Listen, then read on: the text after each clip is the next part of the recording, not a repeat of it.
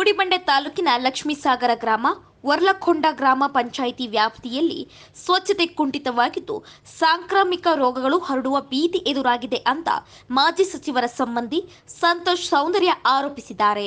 ಸುದ್ದಿಗಾರರೊಂದಿಗೆ ಮಾತನಾಡಿರುವ ಅವರು, ಇಲ್ಲಿ ಮೂಲಭೂತ ಸೌಕರ್ಯಗಳ ಕೊರತೆ ಎದುರಾಗಿದೆ, ಸ್ವಚ್ಛತೆ ಇಲ್ಲ, ರಸ್ತೆ ಹದಗೆಟ್ಟಿದೆ, ಜೊತೆಗೆ ಗಬ್ಬು ವಾಸನೆ ಬೇರೆ ಅಂತ ತಮ್ಮ ಅಳಲು ತೋಡಿಕೊಂಡರು.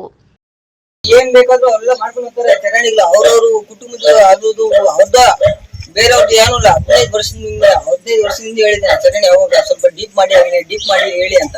ಇವಕ್ಕೂ ಮಾಡಿಲ್ಲ. ಬರ್ತಾರೆ, ಸುಮ್ನೆ ನೋಡ್ಕೋತಾರೆ, ಹೊರಟೋತಾರೆ ಅಷ್ಟೇ. ಇವತ್ತು ಇಲ್ಲಿಲ್ಲ, ಅಲ್ಲಿ ನೋಡಿ ಆ ಚರಂಡಿ ಅದನ್ನು ಮಾಡ್ಸಿಲ್ಲ. ಈ ಕಡೆ ಮನೆಯಿಂದ ಈ ಕಡೆನೂ ಮಾಡ್ಸಿಲ್ಲ. ಏನಕ್ಕೂ ಕಿವಿನಾಗೆ ಹಾಕ್ಸ್ಕೊಳಲ್ಲ ಅವರು. ಈ ತರ ಐತೆ ನಮ್ ಪರಿಸ್ಥಿತಿ. ನಾವೇನ್ ಹೇಳೋದಿನ್ನ ರಸ್ತೆ ಇದು. ಈ ಕೆಸಲೇ ಸ್ಮಶಾನಕ್ಕೆ ಹೋಗ್ಬೇಕು ಬಾಡಿ ತಗೊಂಡು.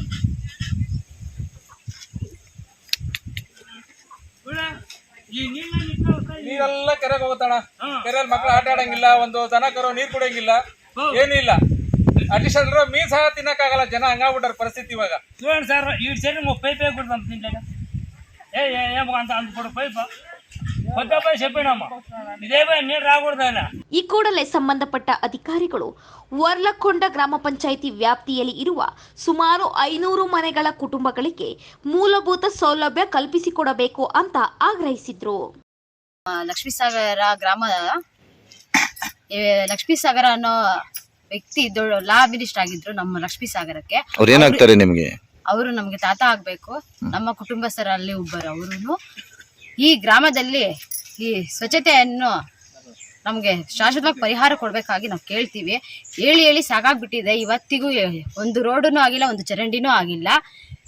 MLA ಅವ್ರು ಬರ್ತಾರೆ, ಓಟ್ ಅವಾಗ ಕೇಳ್ತಾರೆ, ಹೊರಟೋಗ್ಬಿಡ್ತಾರೆ ಅವ್ರ ಪಾಡ್ಗೆ ಅವರು. ಮತ್ತೆ ಈ ಕಡೆ ತಲೆ ಕೂಡ ಹಾಕೋದೇ ಇಲ್ಲ ಅವರು. ನೋಡಿ ನಮ್ಮ ರೋಡ್ಗಳೆಲ್ಲ ನೋಡಿ ಹೆಂಗಾಗಿದೆ. ಕೇಳ್ತಾನೆ ಇರ್ತೀವಿ ನಾವು, ಅದಿಲ್ಲ ಇದಿಲ್ಲ ಅಂತ ಹೇಳ್ತಾನೆ ಇದಾರೆ ಅವರು. PDO ಅವ್ರು ಕೇಳಿದ್ರೆ ಫಂಡ್ ಇಲ್ಲ ಅಂತ ಶಿವಲಾನ వేసుకున్నా PDO వేసుకున్నా నమ్మరు వేసుకున్నా చైర్మన్ వేసుకున్నా ఏడు వాళ్ళని పెట్టుకొని ఏం చేస్తారు ఊర్లో అంతకాక ఏం గుద్దుల్లో వేసి. ನಾನು ವರ್ಲಕೊಂಡ ಗ್ರಾಮ ಪಂಚಾಯತಿ PDO ಆದ ಕೆ ಶ್ರೀನಿವಾಸ ಮೂರ್ತಿ ಆದ ನಾನು ಡಿಸೆಂಬರ್ 2022ರಿಂದ ಇಲ್ಲಿ ನಾನು 2ನೇ ಬಾರಿಗೆ PDO ಆಗಿ ಬಂದೆ. ಆ ಲಕ್ಷ್ಮೀಸಾಗರ ಗ್ರಾಮದ ಪೂರ್ತಿ ನಾನು ಎಲ್ಲ ಪ್ರತಿಯೊಂದು ರಸ್ತೆಗೂ ಪ್ರತಿಯೊಂದು ಗ್ರಾಮಕ್ಕೂ ನಾನು ಭೇಟಿ ನೀಡಿದ್ದೀನಿ.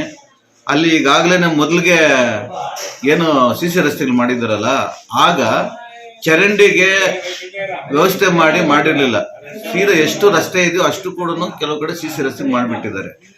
ಕೆಲವು ಭಾಗಗಳಲ್ಲಿ ಏನ್ ಮಾಡಿದ್ದಾರೆ ಅಂದ್ರೆ ಸ್ವಲ್ಪ ಆಚೆ ಈಚೆ ಚಿಕ್ಕದಾಗಿ ಆ ಸಿಮೆಂಟ್ ಎಲ್ಲನ್ನೇ ಸ್ವಲ್ಪ ಇದು ಮಾಡಿ ಬಿಟ್ಟಿದ್ದಾರೆ.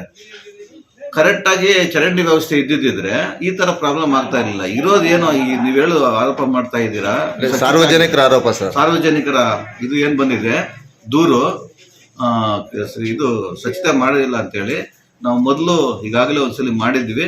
ಈಗ 15ನೇ ಹಣಕಾಸಿನಲ್ಲಿ ನಾವು ಕ್ರಿಯಾಯೋಜನೆ ಪಟ್ಟಿ ತಯಾರು ಮಾಡ್ಕೊಂಡಿದ್ದೀವಿ. ಅದರಲ್ಲಿ ಅದಕ್ಕೆ ಅನುದಾನ ಕೂಡ ಮೀಸಲಿಟ್ಟಿದ್ದೀವಿ. ಎಷ್ಟು ದಿನದ ಒಳಗಡೆ, ಎಷ್ಟು ದಿನದ 2-3 ದಿವಸ ಬೇಕಾಗಿಲ್ಲ. ನಾಳೆಯಿಂದನೇ ಆ ಊರಿನ ಮೆಂಬರ್ಗೆ ಹೇಳಿದ್ವಿ ನಾವು. ಈಗಾಗಲೇ ನಾನು ಓಡಾಡ್ಕೊಂಡ್ಬಂದು ವಾಟ್ಸಪ್ ಮಾಡಿದ್ದೀನಿ, ಅದರಲ್ಲಿ ಹೇಳಿದ್ದೀನಿ. ಆದಷ್ಟು ಬೇಗ ಕ್ಲೀನ್ ಮಾಡಿಸಿ ಸ್ವಚ್ಛತೆ ಕಾಪಾಡು ಮಾಡ್ತಕ್ಕಂಥ ನಮ್ಮ ಗ್ರಾಮ ಪಂಚಾಯತಿಯ ಆದ್ಯ ಕರ್ತವ್ಯ ಆಗಿರ್ತದೆ. ಮಾಡಿಸಿ ತಮ್ಗೆ ಬೇಕಾದ್ರೆ